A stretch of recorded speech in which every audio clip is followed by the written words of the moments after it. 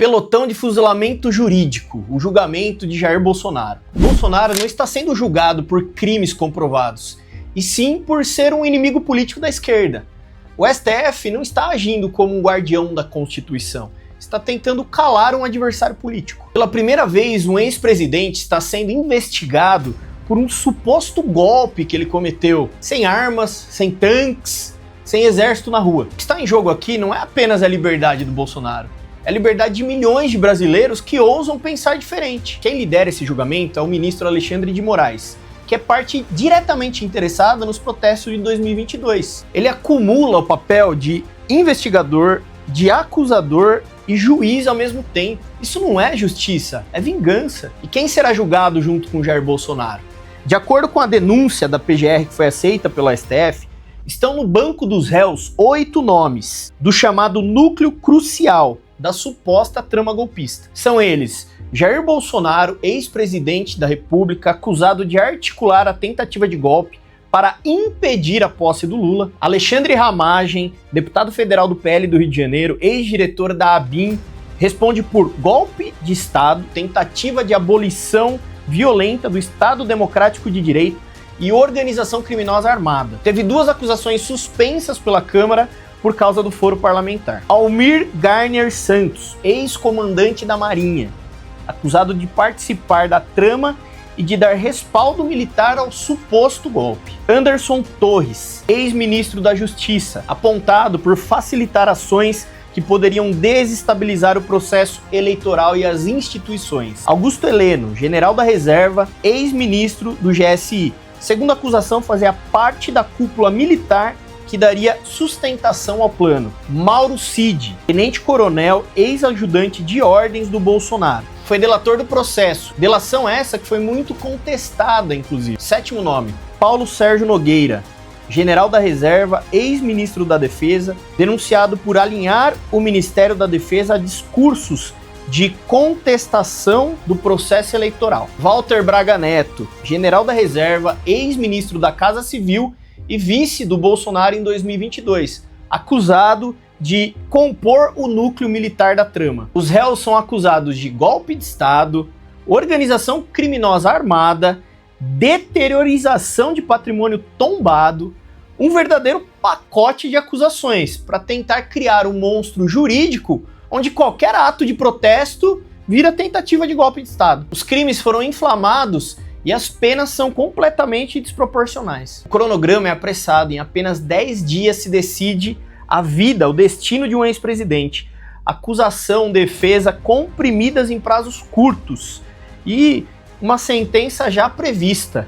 Essa é a síntese da farsa de um tribunal de exceção com uma execução ideológica já programada. Amanhã, dia 2 de setembro, às 9 horas da manhã, o ministro Cristiano Zanin, presidente da primeira turma do STF, abre oficialmente a sessão. Em seguida, o relator, ministro Alexandre de Moraes, lê o seu relatório. Esse documento traz todo o histórico do processo, as acusações da PGR, as provas reunidas e o enquadramento jurídico que ele entende caber. Quando quem persegue é o mesmo que julga, a imparcialidade já está condenada antes do réu. Logo após, fala o Procurador-Geral da República, Paulo Gonet, que terá até 2 horas para defender a acusação. Aqui ele vai pedir a condenação do Bolsonaro e dos demais réus, repetindo as narrativas: golpe de Estado e organização criminosa armada. Depois é a vez das defesas. Cada advogado terá 1 hora para falar. A defesa do Mauro Cid será a primeira, por ele ser o delator. A de Bolsonaro será a 6ª, chamada em ordem alfabética. No total, são 8 defesas, o que deve ocupar as 2 primeiras sessões, no dia 2 e 3 de setembro. Mas quando a defesa precisa falar em um tribunal que já tem a sentença escrita, a fala é mero ritual. Encerradas as falas, o Moraes começa julgando as preliminares. E ele pode decidir sozinho ou levar para votação. Eu acho que nós já sabemos a resposta. E então é chegada a hora da votação.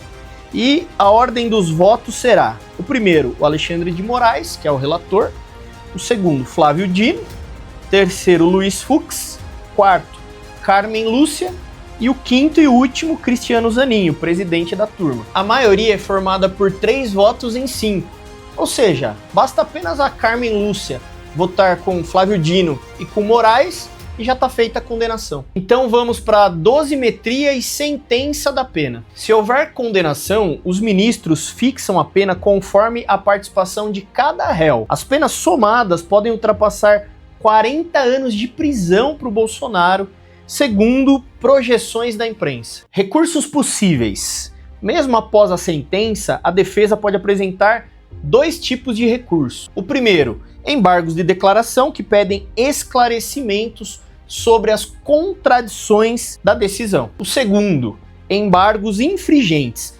Só cabem se houver pelo menos 2 votos pela absolvição e podem mudar o resultado. O rito do julgamento é um teatro judicial.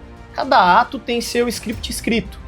A acusação fala, a defesa se esforça, mas no fim, quem decide são os 5 ministros, que politicamente estão alinhados ao governo atual. Dos 5 juízes que vão julgar Bolsonaro, 2 foram indicados diretamente pelo Lula, sem contar a própria recondução política do ministro Alexandre de Moraes. É como se o time adversário apitasse o jogo.